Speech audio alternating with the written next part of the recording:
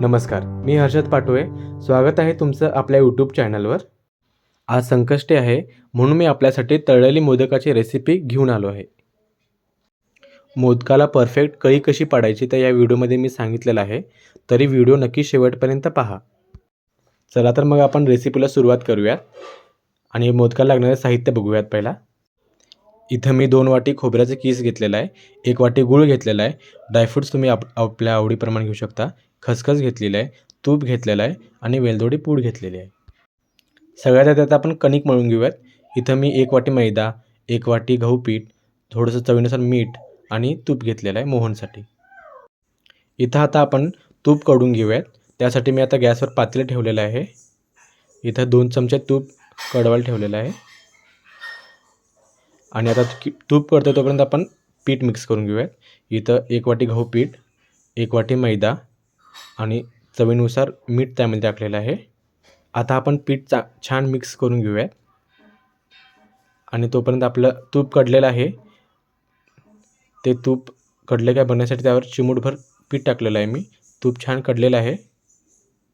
गॅसची फ्लेम बंद करूया आणि कडकडीत तूप असं पिठामध्ये टाकूयात आणि चमच्याने मिक्स करून पीठ छान एकजीव करून घेऊयात.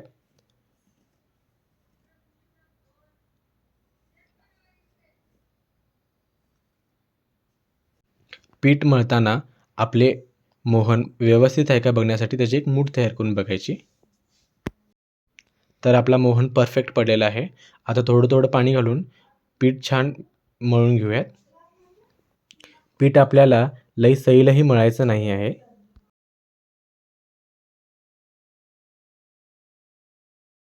इथं आपलं पीठ छान मळून झालेलं आहे. आता पीठ साईडला ठेवून सारणाकडे वळूयात. सगळ्यात आधी आपण गॅसवर कढई ठेवूयात आणि कढई तापल्यावर त्यामध्ये 1 चमचा तूप टाकूयात. तूप आपल्याला कमीच टाकायचं आहे, कारण की खोबरं भाजताना त्यामध्ये त्याला तेल सुटतं आणि आपलं सारण तेलकट होतं. आपलं तूप इथं गरम झालेलं आहे. आता त्यामध्ये आपण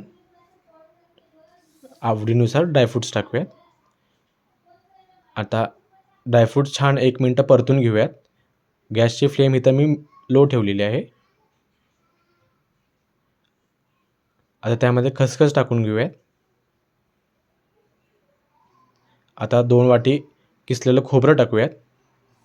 आता गॅसची फ्लेम मीडियम ठेवून खोबरं छान 5 मिनटं परतून घेऊयात.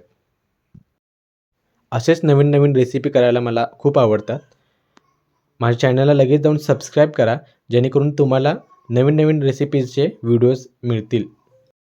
आपलं खोबरं छान भाजून झालेलं आहे. आता याच्यात आपण गूळ ॲड करूयात.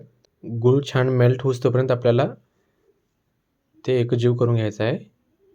इथं मी 2 वाटी खोबऱ्याच्या किससाठी 1 वाटी गूळ घेतलेला आहे.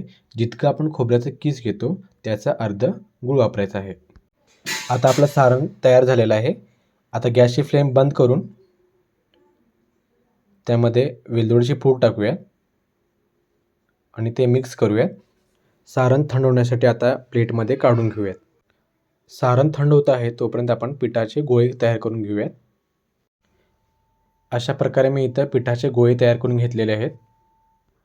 पेढ्याच्या आकारामध्ये मी गोळे सगळे बनवून घेतलेले आहेत. आता आपण एक पायरी लाटून घेऊयात. पायरी लाटतेवेळी ते खूप पातळ लाटायचे नाही आहे, जेणेकरून आपला मोदक तेलामध्ये फुटणार नाही. असे सर्व आता आपण गोळे लाटून घेतलेले आहेत. आता एक एक करून आपण मोदक भरून घेणार आहोत. चमच्याच्या सहाय्याने पारीमध्ये सारण भरून घेतलेलं आहे आणि बोटाच्या सहाय्याने त्याला कळी पाडून घेतलेली आहे चारी बाजूनं. आता अलगद ते बंद करायचं आहे मोदक आपल्याला. आता दुसरा एक मोदक दाखवत आहे मी. अशा प्रकारे मोदकाला कळी पाडलात तर मोदक आपला दिसायला छान दिसतो आणि सारण देखील हाताला चिटकत नाही. अशाच पद्धतीने मी सगळे मोदक तयार करून घेतलेले आहेत. आता मोदक तळायला घेऊयात. आता आपलं तेल गरम झालेलं आहे. मोदक तळून घेऊयात. मोदक तळतेवेळी गॅसची फ्लेम आपल्याला मीडियम ठेवायची आहे, जेणेकरून मोदक आतून कच्चे राहणार नाहीत आणि छान खुसखुशीत होतील. मोदक आपल्याला छान गोल्डन ब्राऊन होईपर्यंत तळून घ्यायचे आहेत. तर रेसिपी कशी वाटली हे कमेंट बॉक्समध्ये नक्की कळवा आणि आवडली असेल तर चॅनलला लाईक, शेअर आणि सबस्क्राईब करा. अशा प्रकारे आपण सर्व मोदक तळून घेऊयात. तुम्ही देखील ही रेसिपी ट्राय करून बघा. व्हिडिओ शेवटपर्यंत पाहण्यासाठी धन्यवाद.